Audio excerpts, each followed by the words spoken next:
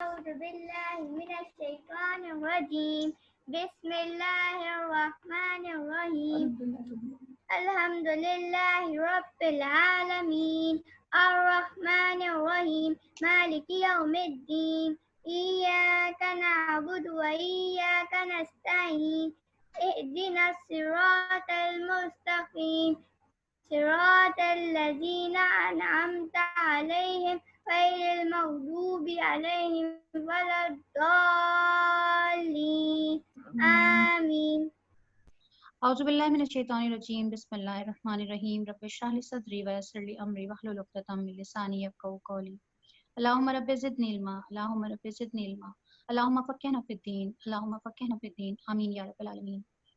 شعبان کا مہینہ ہم گزار رہے ہیں، اور شعبان کا ایسا ہی مہینہ جب اللہ کے رسول صلی اللہ علیہ وسلم کے دور میں آیا کرتا تھا تو اللہ کے رسول اپنے صحابہ کرام کو جمع کر کے اور خطبہ دیا کرتے تھے، ان کو میسج دیا کرتے تھے اور ان کو بتایا کرتے تھے کہ تمہارے اوپر جو ہے وہ عنقریب ایک ایسا مہینہ سایہ فگن ہونے کو ہے جس کے اندر رحمتیں اور برکتیں ہوں گی نا، اور پہلے سے ان کو الرٹ کر دیا کرتے تھے کہ ان مہینوں کے اندر تم نے کس طرح کی تیاریاں کرنی ہے، تم نے کیا کرنا ہے، یعنی یہ ایک اہم چیز ہوا کرتی تھی جس کا پہلے ہی اللہ کے رسول صلی اللہ علیہ وسلم اپنے صحابہ کو بتا دیا کرتے تھے۔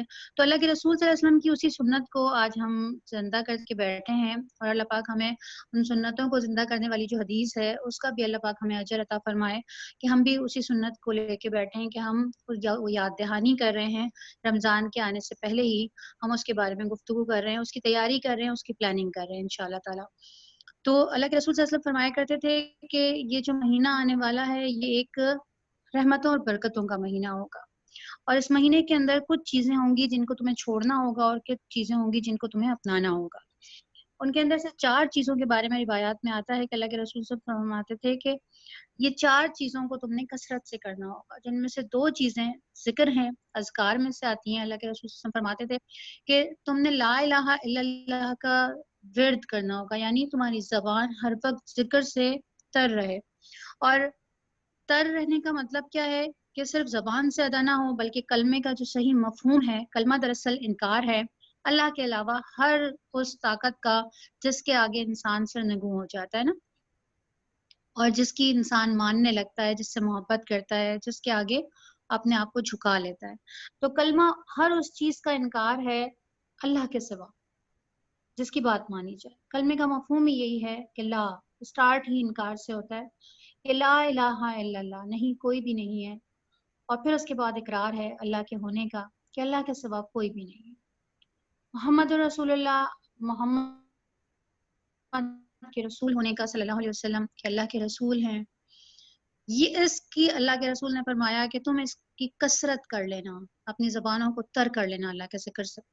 اور پھر اس کے بعد ایک اور چیز کا اللہ کے رسول صلی اللہ علیہ وسلم فرماتے ہیں کہ تم استغفار کی کثرت کرنا، یعنی تم اللہ سے کثرت سے اپنے گناہوں کی معافی مانگنا، تم کثرت سے اللہ کے آگے جھکے رہنا، اپنے گناہوں کا اقرار کرنا، اپنے آپ کو چھوٹا ظاہر کرنا۔ اور اس پورے مہینے کے اندر اللہ فرماتا ہے کہ اس مہینے کے اندر تم جو مانگو گے تمہیں وہ ملے گا۔ اس مہینے کی برکت یہی ہے کہ ہر رات جو ہے وہ ایک فرشتہ اٹھتا ہے اور یہ آواز لگاتا ہے کہ اے بھلائی کے طالب اٹھ، کھڑا ہو اور آگے بڑھ، اور اے برائی کرنے والے رک جا، ٹھہر جا، یعنی برائی کرنے والوں کو روکنے والا فرشتہ اور بھلائی کے لیے آگے بڑھنے والوں کے لیے صدا لگانے والا فرشتہ۔ ہر رات یہی پریکٹس ہوتی ہے، اور اللہ خود ہر رات جو ہے وہ بالکل نیچے والے آسمان پہ آ کر آواز لگاتے ہیں اللہ پاک خود کہ کوئی ہے کہ جو مجھ سے مانگے اور میں اسے عطا کر دوں۔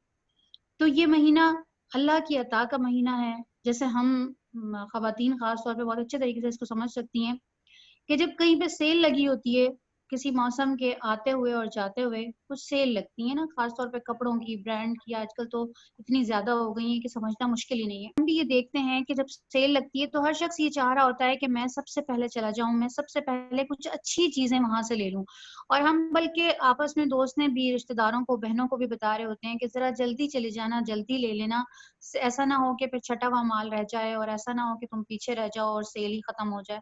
تو یہ جو اللہ کی سیل لگی تھی، یہ بلکہ اس سے کئی گنا زیادہ سمجھ لیں کہ وہاں تو صرف कपड़ों का ब्रांड कोई एक ब्रांड होगा और कोई एक तरह के कपड़े होंगे, लॉन के होंगे या सर्दी गर्मी के कपड़े होंगे।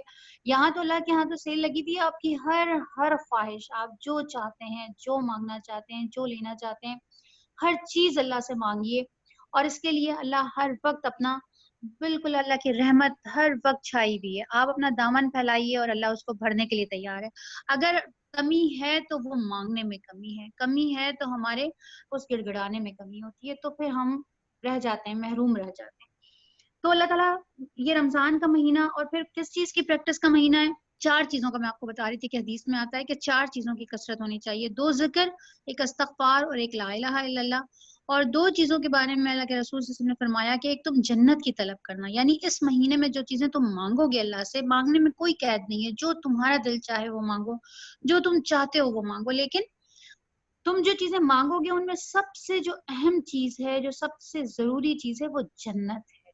क्योंकि दरअसल हम निकाले कहाँ से गए, दरअसल हमारा घर था कौन सा, दरअसल हमें रखा कहाँ गया था, हम तो जन्नत के मकीन थे ना, हमारे तो माँ बाप को अल्लाह ने जन्नत में रखा था, तो हम तो वहां से निकाले गए, हमने वापस उसी घर में लौट के जाना है। तो अल्लाह कहता है कि तुम ऐसा ना हो कि तुम अपने उस असल घर को भूल जाओ और बाकी चीजों को मांगने के चक्कर में तुम्हें याद ही ना रहे कि दरअसल तुम तो जन्नत के मकीन थे, तुम्हें तो दरअसल वापस उस मकान में आना है। तो जन्नत की कसरत से तलब करना, अल्लाह से मांगना, जन्नतुल फिरदौस का सवाल करना इस पूरे महीने के अंदर।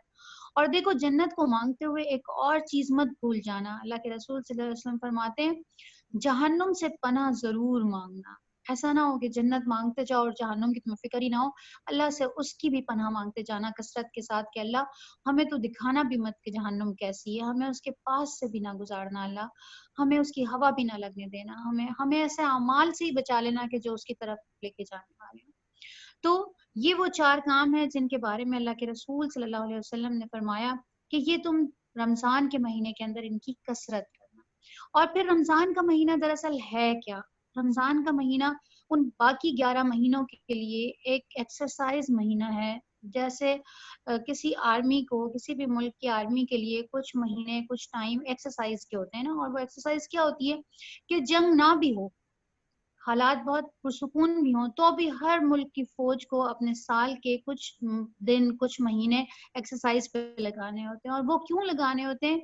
इसलिए लगाने होते हैं कि वो फौज एक्टिव रहे। अगर खुदा ना खास्ता कल को कोई दुश्मन हमला कर देता है, कोई ऐसी सूरत हाल आ जाती है, तो फौज ऐसा ना हो कि भूल चुकी हो कि गन कैसे चलाते हैं, भूल चुकी हो कि कैसे रातों को जागा जाता है।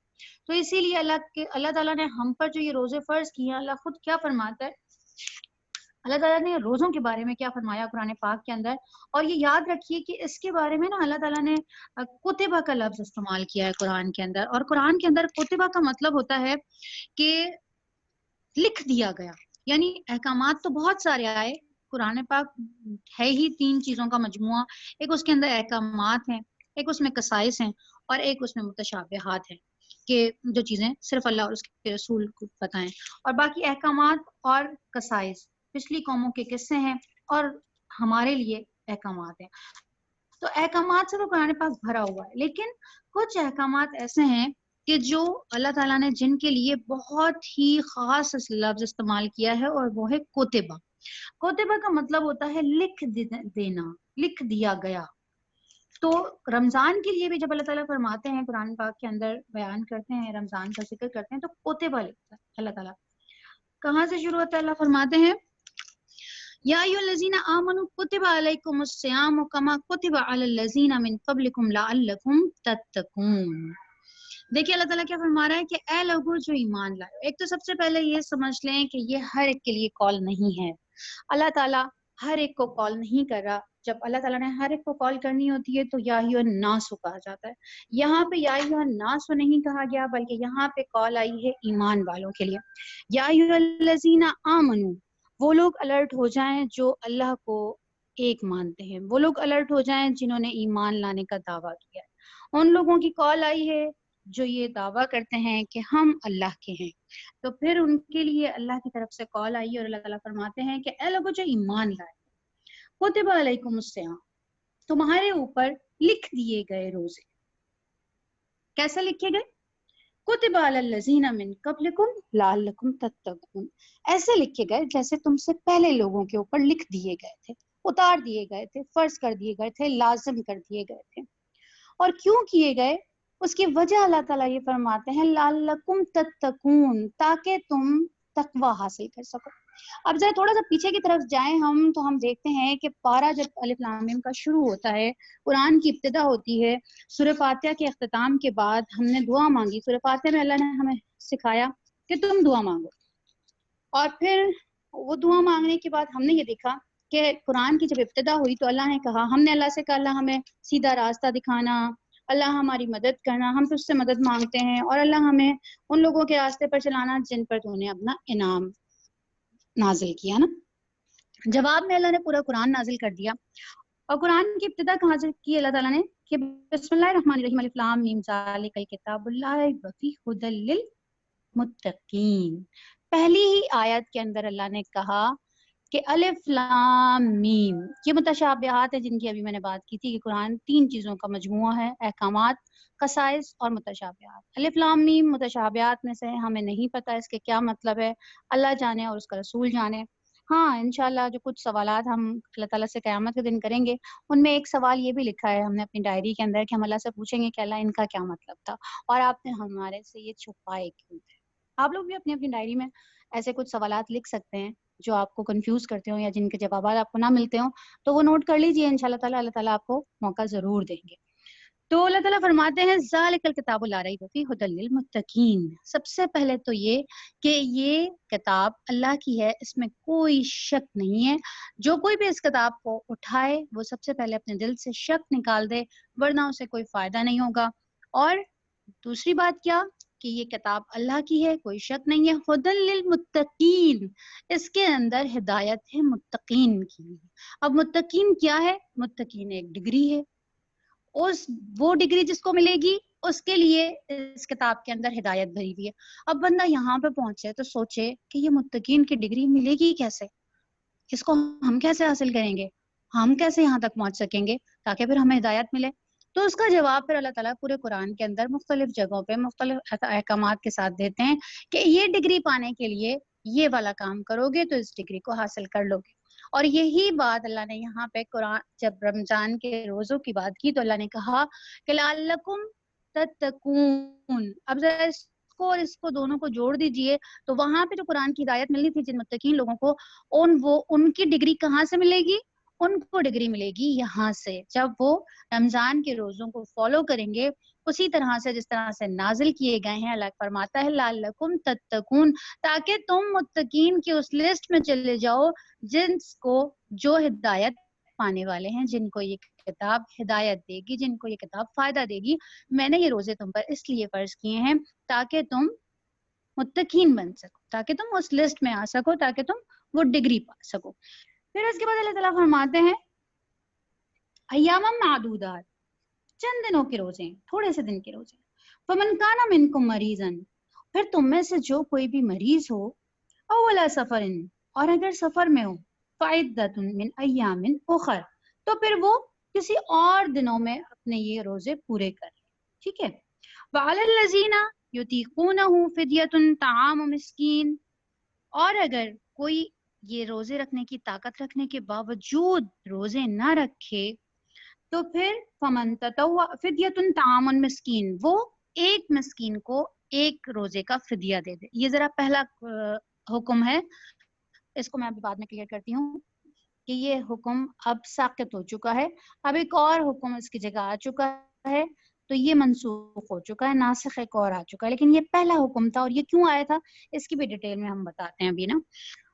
آیت کو مکمل کر لیں۔ اللہ تعالیٰ فرماتے ہیں فمن تطوع خیرا فہو خیر لہ، اور جو کوئی اپنی خوشی سے زیادہ کرنا چاہے تو وہ زیادہ کر سکتا ہے، اس کے لیے بہتر ہے کہ وہ زیادہ کرے۔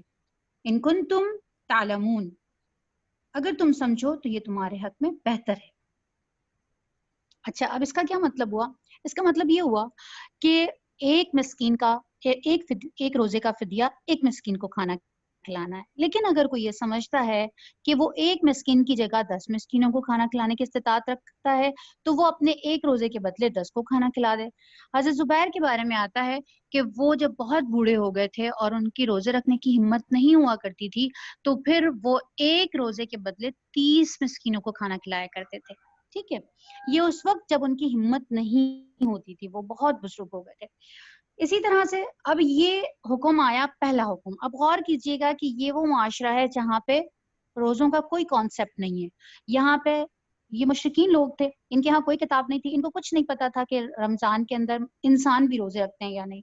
ان لوگوں کے ہاں روزوں کا کانسیپٹ تو تھا, لیکن وہ کس لیے تھا کہ یہ لوگ چونکہ صحرا میں رہتے تھے اور ان کو بہت لمبے لمبے سفر کرنے پڑتے تھے, تو یہ اونٹ, ایک ان کے پاس جانور ہوتا تھا اور ایک ہوتا تھا گھوڑا.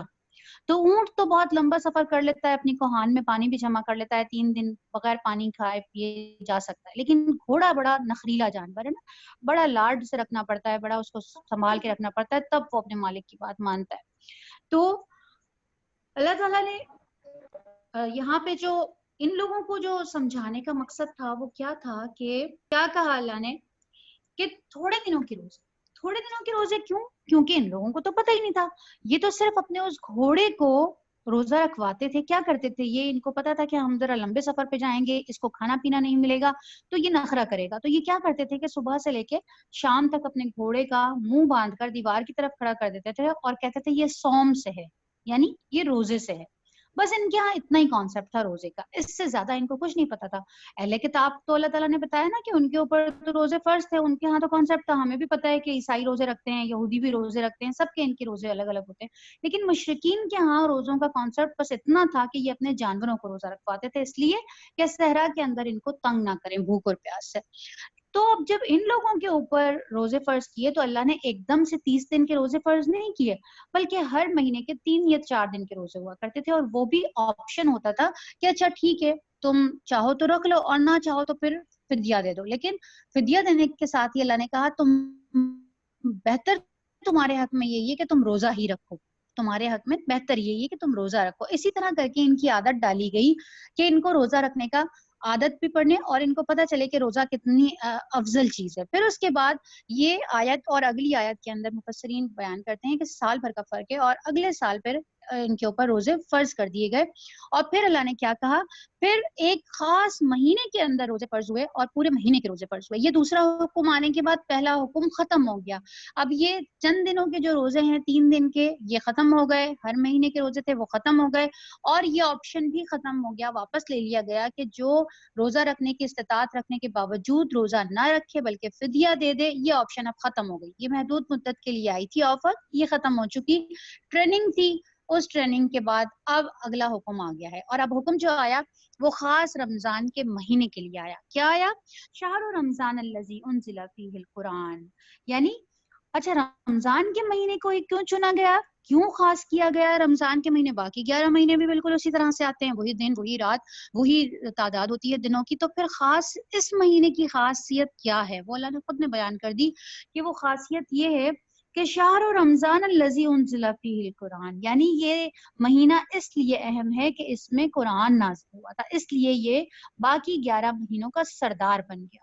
تو اب آپ یہ دیکھ لیں کہ ایک وہ مہینہ جس کے اندر صرف قرآن کی نزول کی وجہ سے وہ سردار بن گیا, باقی 11 مہینوں کا اس کو فضیلت دے دی گئی, اس کی ہر پل کو اتنا بابرکت بنا دیا گیا, اس کے فرائض اس مہینے میں ادا کرنے والے فرائض 70 گنا زیادہ بڑھا دیے گئے, اس مہینے میں ادا کرنے والے نوافل کو فرض کے برابر قرار دے دیا گیا.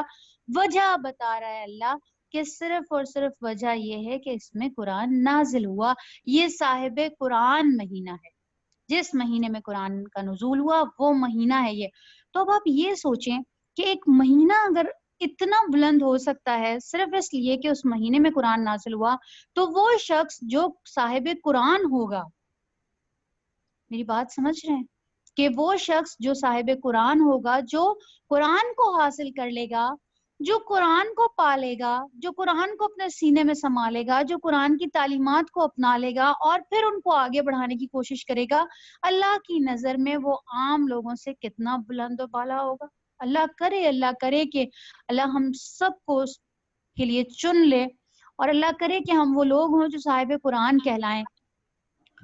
اللہ پاک فرماتے ہیں کہ صرف 2 لوگوں کے اوپر، اللہ کے رسول فرماتے ہیں صرف 2 لوگوں کے اوپر رشک جائز ہے دنیا کے اندر، حسد ان کے ساتھ بھی جائز نہیں ہے، رشک جائز ہے۔ رشک کا مطلب ہوتا ہے کسی کو دیکھ کر یہ خواہش کرنا کہ کاش میں بھی ایسا بن جاؤں، اللہ مجھے بھی اس جگہ پہنچا دے۔ صرف 2 لوگ اللہ نے کہا کہ وہ جائز ہیں، اور ایک ان میں سے ہے صاحب قرآن، یعنی قرآن کا علم رکھنے والا شخص جو خود بھی سیکھتا ہے اور سکھاتا ہے، اور دوسرا وہ جس کے پاس ڈھیروں مال ہو اور اللہ کی راہ میں وہ ایسے ہی اس مال کو خرچ کرتا ہو اور اس کو دیکھ کر یہ خواہش پیدا ہو کہ اللہ پاک میرے پاس بھی اتنا ہی ڈھیروں مال ہو اور میں بھی اس کو ایسے ہی خرچ کروں تیری راہ میں۔ اور دوسرا وہ شخص جو قرآن سکھاتا ہے، اس کے لیے خواہش ہو کہ اللہ پاک میں بھی تیرا قرآن ایسے ہی لوگوں کو سکھاؤں، مجھے بھی اس جیسا بنا دے۔ یہ رشک 2 لوگوں پر جائز ہے۔ تو آپ یہ دیکھیے کہ قرآن کا مہینہ سردار بن گیا باقی مہینوں کا۔ اللہ فرماتے ہیں ہدی للناس، ہدایت ہے انسانوں کے لیے اس قرآن کے اندر، وبینات من الہدا، اور کیا ہے کہ اس کے اندر روشن نشانیاں ہیں، ہدایت دینے والا ہے اور بینات دینے والا ہے، من الہدا والفرقان، اور الگ کر دینے والا ہے، یعنی حق اور باطل کی تمیز کر دینے والی نشانیاں ہیں اس کے اندر۔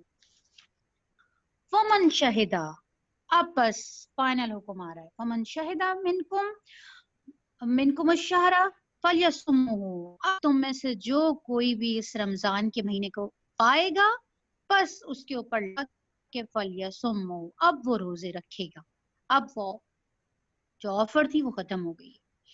ومن کان مریضن، لیکن اللہ سخت بھی نہیں ہے، اللہ نے اب بھی مریضوں کا اور اب بھی کیا کہا، ومن کان مریضن علی سفر، وہی بات، وہی والی آفر ابھی بھی موجود ہے، کن لوگوں کے لیے؟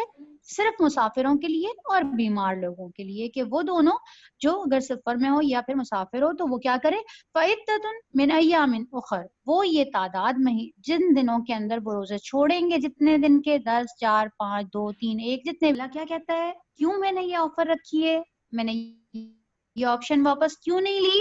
اس لیے نہیں لی کہ اللہ چاہتا ہے کہ تمہارے ساتھ آسانی کرے، وَلَا يُرِيدُ بِكُمُ الْعُسْرَ، وہ تمہارے ساتھ سختی ہرگز نہیں کرنا چاہتا۔ اب یہاں پہ بھی اس کو ذرا تھوڑا سا سمجھنے کی ضرورت ہے۔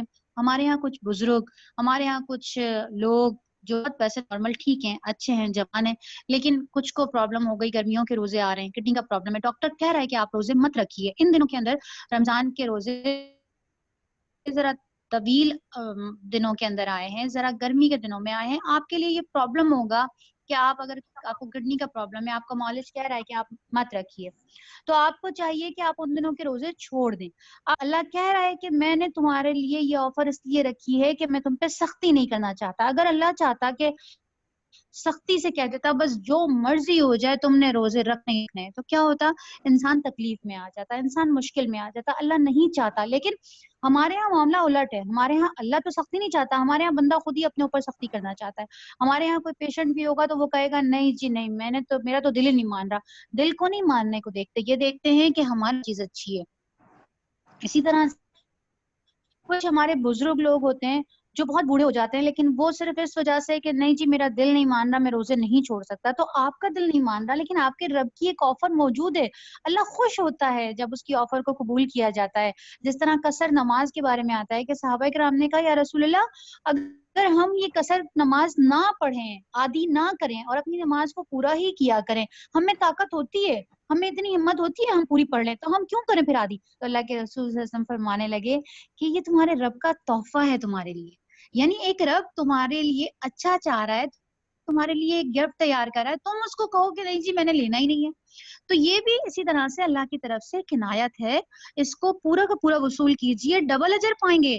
جب آپ روزے بعد کے دنوں میں رکھیں گے وہ بھی آپ کو اجر ملے گا انشاءاللہ، اور یہاں پہ اللہ کی اس آفر کو قبول کرنے کا اجر بھی ملے گا کہ آپ نے اللہ کی اس آفر کو کنسیڈر کیا۔ دیکھیں نا، آپ کسی کو کوئی آفر دیں اور وہ اس کو کنسیڈر ہی نہ کرے تو آپ کے دل میں کیا خیال آئے گا، یار میں نے تو اس کو اتنی اچھی آفر ہے، یعنی آپ اللہ کے ساتھ یہ کر رہے ہیں کہ نہیں جی آپ کی آفر کی ہمیں کوئی ضرورت نہیں ہے، اعوذ باللہ۔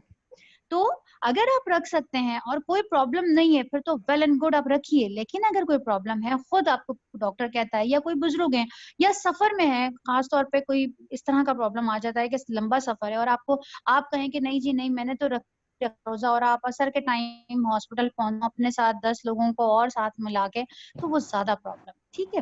یہاں پہ اللہ تعالیٰ فرماتا ہے کہ یہ آسانی کرنا چاہتا ہوں. اس کو اچھے سے سمجھ لیں تاکہ آئندہ کے لیے ہمیں بھی اس پہ عمل کرنے میں آسانی ہو، اور اگر ہم اپنے گھر میں کسی کو دیکھتے ہیں تو ان کو بھی سمجھانے میں آسانی ہو. پھر اس کے بعد اللہ تعالیٰ فرماتے ہیں کہ بولے تکمل العدۃ ولتکبروا. کیا کتنی پیاری بات یہاں پہ، اتنا خوبصورت یہ جملہ اللہ نے کہا ہے کہ وہ تمہارے ساتھ آسانی چاہتا ہے، سختی نہیں کرنا چاہتا ہے. وہ یہ چاہتا ہے کہ تم اپنی گنتی پوری کر لو اور اللہ کی دی ہوئی اس ہدایت اور پر اس کی بڑائی کرو اور اس کا شکر ادا کرو. یعنی جب تم اللہ کی اس آفر کو قبول کرو تو ساتھ ہی اس کی بڑائی کو بھی بیان کرو اور اس کا شکر بھی ادا کرنا مت بھولو کہ اللہ تیرا شکر ہے کہ تو نے ہمیں روزوں سے تو محروم نہیں کیا نا. ہم بعد کے دنوں میں رکھ لیں گے، کوئی بات نہیں، ہم دسمبر کے روزے رکھ لیں گے، چھوٹے دنوں کے روزے ہوں گے، روزے تو پورے ہوں گے نا. اللہ تیرا شکر ہے کہ تو نے ہمیں یہ آفر دی. یعنی اس پر بھی اللہ کہہ رہا ہے کہ یہ بہت بڑی آفر ہے جو میری طرف سے تمہیں مل رہی ہے. اس کو سمجھو، اس پر عمل کرو اور پھر میری بڑائی بھی بیان کرو اور میرا شکر بھی ادا کرو. یہ بہت پیاری چیزیں دو اکٹھی کر کے ملا دی گئی ہیں کہ میری بڑائی اس وقت بیان کرو گے جب تم اس آفر کو سمجھو گے. جب تم کنسیڈر ہی نہیں کرو گے، سمجھو گے ہی نہیں، تو پھر کیسے تم میری بڑائی بیان کرو گے؟ تو بہت اچھے سے سمجھنے کی ضرورت ہے اس کو. پھر اس کے بعد اللہ تعالیٰ فرماتے ہیں کہ اب یہ رمضان کا مہینہ آ گیا. اب ہمارے پاس رمضان کا مہینہ ہر سال آتا ہے، ٹھیک ہے، اور ہم ہر سال رمضان کے اندر کچھ پلاننگ کرتے ہیں، کچھ چیزیں رہ جاتی ہیں، کچھ اپلائی ہو جاتی ہیں. اس دفعہ کا رمضان ذرا اور طرح کا رمضان ہے. یہ رمضان میں نے بھی اپنی زندگی میں نہیں دیکھا، آپ نے بھی اپنی زندگی میں نہیں دیکھا. جو حالات جن سے ہم گزر رہے ہیں، یہ بڑی اور طرح کی دنیا بن گئی ہے نا، اللہ تعالیٰ ہمارے سامنے لے آیا ہے. اور بڑی تکلیف دہ صورتحال، بہت ہی تکلیف دہ کہ اللہ نے اپنا گھر بھی بند کر دیا. اور تو ساری چیزیں بند ہوئی جو ہوئی، اللہ کے گھر بند ہو گئے نا. اس میں کوئی دو رائے نہیں ہے دنیا میں کیا چیز ہوئی، کون سی بایولوجیکل وار ہوئی، کس نے یہ جراثیم بنایا. ان سب چیزوں سے ہٹ کے ذرا ہم صرف اس طرف آتے ہیں کہ اس میں کوئی شک نہیں ہے کہ اللہ ناراض ہے. اللہ ناراض ہے. اس کا ادراک ہونا، اس کو سمجھنا بے انتہا ضروری ہے. جب تک اس کو نہیں سمجھیں گے اللہ کو سکیں گے. جب تک انسان رہتا ہے نا کہ ساتھ والا یار پتہ نہیں وہ اپنی کسی پرابلم میں ہوگا یا میری وجہ سے ناراض ہے، جب تک اس کو پتہ ہی نہ چلے آپ کو کہ کوئی آپ کی وجہ سے خفا ہے، آپ اس کو منانے میں پہل نہیں کرتے. ہمیں پتہ ہے کہ اللہ ہماری وجہ سے ناراض ہے. ہم نے اتنی تباہی پھیر دی تھی، ہمارے اعمال ایسے ہو گئے تھے، ہم اتنی آگے چلے گئے غلط ٹریک کے اوپر، ہم مڑ ہی نہیں رہتے، ہم کو یو ٹرن لے ہی نہیں رہتے. تو اللہ کو یہ کرنا پڑا. اور کس کے ذریعے سے کرنا پڑا؟ اس جراثیم کے ذریعے، اس جرثومے کے ذریعے کرنا پڑا جو دکھائی نہیں دیتا. اللہ نے سب کو بند کر دیا. ایون یہ کہ اللہ نے اپنا حرم تک بند کر دیا، اللہ نے اپنے نبی کا گھر تک بند کر دیا. یعنی کوئی تکلیف ہوتی ہے، کوئی پریشانی ہوتی ہے تو بندہ حرم بھاگتا ہے، اللہ کے پاس جاتا ہے، دوڑتا ہے، اللہ کے رسول کے پاس جاتے ہیں. وہاں جا کے اللہ کے رسول کو جو باتیں ہوتی ہیں آپ کے دل میں آپ بیان کرتے ہیں. اللہ نے تو وہ در ہی بند کر دیے. اللہ کی ناراضگی کی آپ اس چیز کو ذرا سمجھنے کی، غور کرنے کی کوشش کریں کہ یہ ناراضگی کس لیول کی ہے.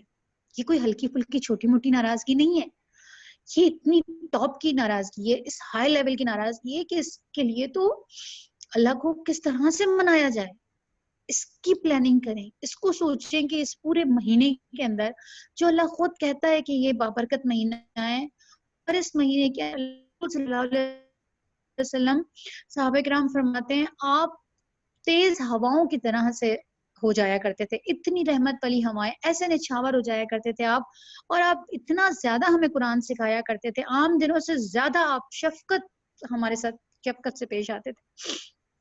تو اس مہینے کو ٹارگٹ کر لیں کہ یہ مہینہ تو اللہ کو منانا ہی منانا ہے. اور سارے کام تو ہم ہر سال ہی کرتے ہیں، اور ساری چیزوں کے اندر ہم ہر سال ہی پلاننگ کرتے ہیں، لیکن اس دفعہ کے رمضان کا ٹارگٹ ایک ہی ہونا چاہیے کہ اللہ کو راضی کرنا. اب اللہ کو راضی کرنے والے کون سے اعمال ہیں؟ قرآن پاک کے اندر پوری ایک لسٹ دی گئی ہے کہ اللہ کن لوگوں سے محبت کرتا ہے. یہ میں نے اپنے دورہ قرآن کے اندر بھی آپ لوگوں کو یاد ہو تو لسٹ بنوائی تھی کہ آپ اپنی ڈائری میں نوٹ کرتے جائیں کہ جہاں جہاں آتا ہے کیا ہے، اللہ ان لوگوں سے محبت کرتا ہے، اللہ ان لوگوں سے محبت کرتا ہے. تو وہ محبت کرنے والے کام چن لیں، اٹھا لیں اور ان کاموں کے اوپر زور لگا دیں کہ اس مہینے کی پلاننگ میری یہ ہے کہ جب یہ مہینہ ختم ہو تو علم میں ہو کہ اللہ ہم سے راضی ہو چکا ہو، انشاء اللہ تعالیٰ اللہ اپنا گھر کھول چکا ہو۔ جو صورتحال آگے چل رہی ہے، جو نظر آ رہی ہے، اس میں بظاہر یہ بھی کل کی بھی نیوز میں یہی میں دیکھ رہی تھی کہ حرم کے اندر بھی اعتکاف پہ پابندی کی باتیں آ رہی ہیں، اور مسجد نبوی کے اندر بھی، باقی تو مساجد کا پھر حال ہی کیا، بات ہی کیا۔ تو اس رمضان کے مہینے کی، اس سال کی پلاننگ یہ ہونی چاہیے کہ میرے جو عبادتیں ہیں ان کے اندر میرا اللہ کے ساتھ تعلق کتنا زیادہ جڑا ہوا ہے۔ میرے اوقات کے اندر کہیں ایسا نہ ہو کہ ویسے بھی روٹین آج کل ڈسٹرب ہوا ہے، 12 بجے بچے سو کے اٹھتے ہیں، خود ہمارے ٹائمنگ ڈسٹرب ہوئے ہیں، لیکن ایسا نہ ہو کہ رمضان کے اندر یہ اوقات اتنے ڈسٹرب ہو جائیں کہ میری نمازوں کو ہی کھا جائیں، پتہ چلے کہ افطار اور سحریوں کے اندر اتنا مشغول ہو جائیں، اتنے مگن جائیں کہ پھر نمازوں کے اندر ہمت ہی نہ رہے۔ اگر باہر تراویاں نہیں پڑھنے جا پا رہے، مساجد کے اندر وہ چیزیں نہیں مل رہی، تو کیا گھر کے اندر میں وہ ٹائم اللہ کی عبادت میں لگا رہی ہوں؟ میرے کتنے ٹائم میرا جو ہے وہ قرآن کی تلاوت میں لگ رہا ہے، کتنا ٹائم میرا آن لائن کلاسز، ماشاءاللہ بہت زیادہ جگہوں پہ آن لائن کلاسز ہو رہی ہیں، ان کو جوائن کریں۔ ہم بھی انشاءاللہ تعالیٰ پلاننگ کریں گے اپنی کلاس کی، اس کو جوائن کریں، جس کو جہاں موقع میں۔ اور یہ وہ وقت ہے، یہ نارمل حالات نہیں ہے، یہ عام روٹین کی لائف نہیں ہے کہ یہ عام زندگی، یہ تو وہ ہے کہ جو شاید اللہ کے رسول صلی اللہ علیہ وسلم نے جس طرح سے بیان کیا کہ آخری دنوں کے اندر تم دیکھو گے کہ تسبیح کے دانوں کی طرح سے، جس طرح تسبیح ٹوٹ جاتی ہے اور ایک ایک کر کے دانہ گرتا ہے، تم اس طرح نشانیوں کو پورا ہوتا دیکھو گے۔ تو ہم جو کچھ دیکھ رہے ہیں وہ بالکل اسی سیکوینس میں ہوتا چلا جا رہا ہے، اور یہ تو ایک بہت ہی بڑی چیز ہمارے سامنے اللہ نے لا کے کھڑی کر دی ہے کہ تم چاہو بھی تو اپنے گھروں میں سے باہر نہیں نکل سکتے، اللہ کی مرضی کے بغیر ایک قدم نہیں رکھ سکتے، تم چاہو بھی تو مسجدوں کے اندر داخل نہیں ہو سکتے۔ تو اس وقت ضرورت اس بات کی ہے۔ دوسری ایک اور اہم بات کہ ہم اپنے گھروں میں بیٹھے ہیں، ہم میں سے بہت سارے لوگ ایسے ہوں گے کہ جو بہت اچھے اللہ تعالیٰ نے ان کو اسباب دیے ہوئے ہوں گے، ہر ایک کا روزی بند ہوئی بھی ہے، ہر ایک کے آفیسز بند ہوئے ہوئے ہیں، بہت سارے مسائل ہیں، لیکن پھر بھی ہم میں سے اکثر لوگ ایسے ہیں کہ جو الحمدللہ کچھ مہینے نکال سکتے ہیں، کچھ ٹائم نکال سکتے ہیں، لیکن وہ بہت بڑی تعداد گزارنا مشکل ہے، کیونکہ وہ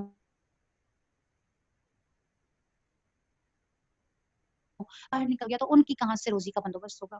تو ان لوگوں کے لیے سوچنا، یہ انفال کا بھی مہینہ ہے، یہ انفاق کا مہینہ ہے، رمضان مہینہ خاص طور پہ اللہ تعالیٰ نے کہا کہ اللہ کے رسول صلی اللہ علیہ وسلم نے اس مہینے میں دینے کا اجر بہت جاتا ہے، خود اللہ کے رسول ہے نا کہ اس مہینے میں نیکیوں کا اجر بڑھ جاتا ہے، 70 گنا بڑھ جاتا ہے۔ تو کوشش کریں کہ جتنا آپ کے آس پاس کوئی ایسا نہ ہو، آپ کے رشتہ داروں میں کوئی کہ دیکھیں کوئی ایسا نہ ہو کہ جس کے اندر جس کے گھر میں ضرورت ہو اور ہمیں پتہ نہ چل سکے۔ کوشش کریں، جتنی زیادہ کوشش کریں، اور ان دنوں کے اندر اپنے بچوں کو اپنے ساتھ انوالو کریں، بچوں کو ساتھ لگائیں، بچوں کو یہ بتائیں کہ یہ کوئی انجوائے کرنے کا ٹائم نہیں ہے۔ مطلب ہم ابھی ہمارے گھروں میں جو صورتحال ہے وہ تو یہ کہ بچوں نے چھٹیاں منا لی، بچے کوئی کسی چیز میں مشغول ہو گیا، کوئی کسی چیز میں مشغول ہو گیا، یہ ادراک دینا بچوں کو، یہ احساس دلانا بچوں کو کہ اللہ ناراض ہے، یہ نارمل سچویشن نہیں ہے۔ ایسے ہی ہے جیسے اگر گھر کا سربراہ ماں یا باپ کوئی ناراض ہو جاتا ہے تو پورا گھر سناٹے میں آ جاتا ہے، بچے کونوں میں دبک جاتے ہیں، اس وقت تک گھر کا ماحول نارمل نہیں ہوتا جب تک وہ گھر کا بڑا ٹھیک طرح سے بات کرنے نہ لگے، دوبارہ سے راضی نہ ہو جائے۔ بچوں کے اندر مجال نہیں ہوتی کہ وہ انجوائے کریں، بچوں کے اندر مجال نہیں ہوتی کہ وہ تیز آواز میں بھی بات کر لیں، ہر ایک اپنے اپنے کونے میں جا کے چھپ کے بیٹھ جاتا ہے کہ گھر کا ماحول ٹینس ہوا ہوا ہے۔ تو یہ دنیا کا ماحول اس وقت ٹینس ہوا ہوا ہے، اس وقت دنیا کا بادشاہ ناراض ہے، اس کو راضی کریں تو سب کچھ نارمل ہوگا۔ نارمل حالات نہیں ہے یہ، ہمارے بچوں کو بھی پتہ ہونا چاہیے کہ ہم نارمل حالات میں نہیں جی رہے ہیں۔ تو یہ رمضان کم از کم اللہ کو راضی کرنے کا رمضان ہے، یہ لکھ لیں اپنی ڈائریوں کے اندر، نوٹ کر لیں کہ اس رمضان میں نے اللہ کو راضی کرنا ہے۔ اللہ کو راضی کرنے کے بہت طریقے ہیں، خود اللہ تعالیٰ نے کتنے طریقے بتائے ہوئے، اس کے آگے رونا، اس کے آگے گڑ گڑانا، ان باتوں سے کنارہ کشی اختیار کر لینا جن سے وہ خفا ہوتا ہے۔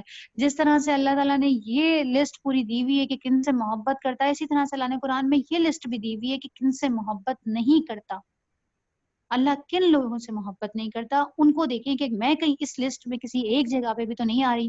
اگر میں کسی اس پوری جو لسٹ دی ہوئی ہے ان میں سے کسی ایک جگہ پہ بھی پوری فٹ آ رہی ہو تو میں اپنے آپ کو نکال لوں۔ تو یہ رمضان کے سٹارٹ کے اندر یہ پلاننگ کر لیں کہ کون سی وہ عادات ہیں جو مجھ سے نہیں چھوڑی جا رہی تھی، لیکن اس رمضان کے اندر میں نے اپنے آپ کو تیار کرنا ہے کہ میں یہ عادت اپنی ختم کر دوں گی ہر حال میں. کس لیے؟ کہ اللہ کو راضی کرنے کے لیے. ٹارگٹ ایک ہی فوکس کر لیں اپنا ٹارگٹ، صرف ٹارگٹ ایک ہی ہونا چاہیے، اللہ کو راضی کرنا ہے. دائیں بائیں کچھ بھی نہیں. اس راضی کرنے کے لیے کیا کیا چیزیں کی جا سکتی ہیں وہ راستے ڈھونڈیں، لیکن ٹارگٹ ایک ہی ہو، منزل ایک ہی ہو کہ اللہ راضی ہے. اور اس کے لیے راتوں کا جاگنا، آج کل راتوں کا جاگنا کوئی مشکل نہیں ہے، لیکن وہ راتیں کس چیز میں جاگی جا رہی ہیں، کہاں گزر رہی ہیں، اس کے اوپر دیکھنے کی ضرورت ہے. اس کو ذرا سخت کرنے کی ضرورت ہے، اپنے لیے بھی اپنے بچوں کے لیے. رمضان کا مہینہ قرآن کا مہینہ ہے. خود قرآن کہتا ہے کہ شہر رمضان الذی انزل قرآن، کے یہ وہ مہینہ ہے جو قرآن کا مہینہ ہے، اس لیے اس کی اہمیت ہے. تو اس کو قرآن کے ساتھ ہی گزاریں. پڑھ نہیں پا رہے کوئی بات نہیں، قرآن کی تلاوت لگا دیں. تیز آواز کے اندر آن لائن لیکچرز آ رہے ہیں، وہ تیز آواز کے اندر وہ لگا لیں، آپ کے بچے بھی وہ سنیں، ہر ایک کے کانوں میں وہ جائے. آپ کچن میں کام کر رہی ہیں، کچن کے اندر اپنا موبائل ساتھ. آج کل تو اتنا آسان کر دیا ہے قرآن کو سننا، سمجھنا، سیکھنا کوئی مشکل نہیں ہے. ابھی بھی اگر کوئی اس سے محروم ہے تو دیکھیے پھر وہ اپنی وجہ سے محروم ہے.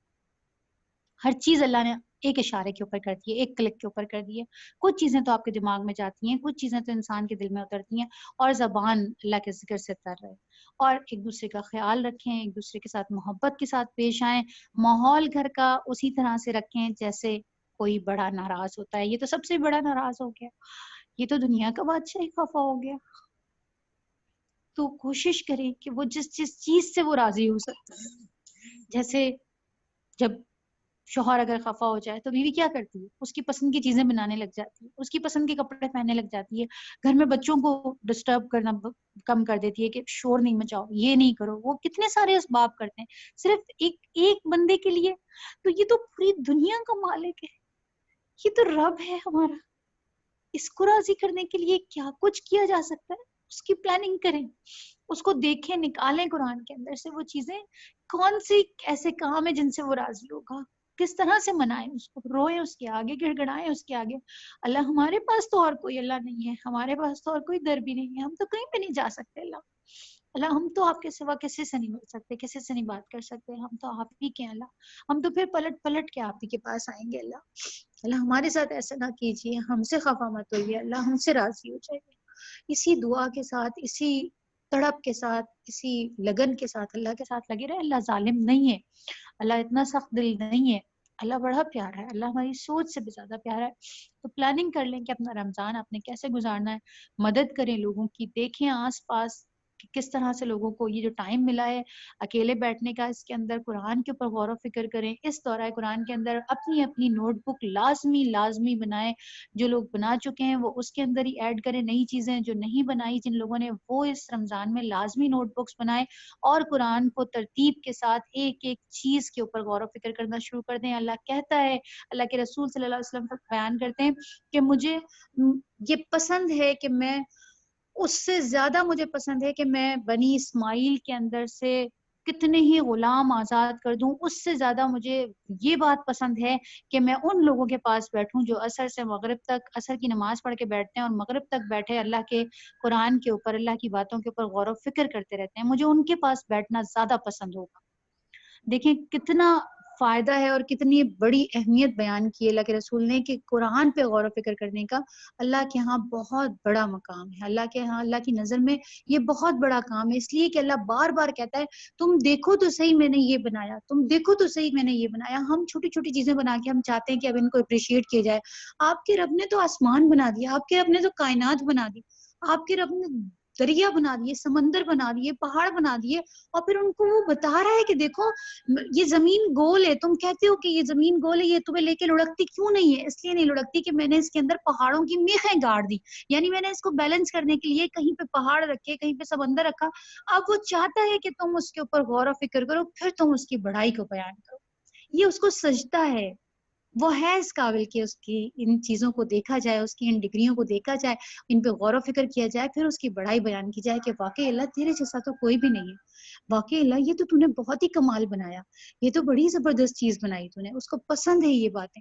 تو اللہ کے قرآن کے اوپر غور و فکر کرنا، ایک دوسرے تک پہنچانا. آگہی دینا، کھینچ کھینچ کے لے کر آنا. جیسے یہ عائشہ یہ کام کرتی ہے نا، مجھے بڑا رشک آتا ہے اس کے اوپر کہ اللہ اس کو بہترین جزا دے، اللہ اس کو بہترین اپنے چنے ہوئے لوگوں میں شامل کرے. یہ بہت بڑا کام کری ہے یہ عائشہ کہ یہ لوگوں کو کھینچ کھینچ کے لاتی ہے اور پھر کرتی ہے. یہ انشاءاللہ اس کے لیے صدقہ جاریہ بنیں گے سارے کے سارے لوگ، جتنے بھی لوگ آج بھی شامل ہیں اور آئندہ بھی شامل رہیں گے. آپ لوگ بھی کوشش کریں کہ اپنے ساتھ اپنا صدقہ جاریہ ضرور لگائیں. تو انشاءاللہ تعالی ہم رمضان کی پلاننگ کریں گے کہ ہمارے دورہ قرآن ہم بھی کروا سکیں انشاءاللہ، اور باقی جگہوں پہ بھی جو آن لائن ہو رہا ہے اس کو بھی جس وقت موقع ملتا جائے سنتے جائیں اور اس پہ عمل بھی کریں اور اپنے اندر اتارنے کی بھی کوشش کریں. تو باقی آپ لوگوں کا اگر کوئی کوشچن ہو رمضان کے حوالے سے تو وہ آپ اپنا مائک انمیوٹ کر لیں اور کوشچن کر لیں. باقی ہمارا انشاءاللہ رمضان کی پلاننگ پھر ہم آپ کو دے دیں گے. وآخر دعوانا الحمدللہ رب العالمین وصلی اللہ تعالی علی خیر خلقہ واصحابہ اجمعین برحمتک یا ارحم الراحمین آمین یا رب العالمین.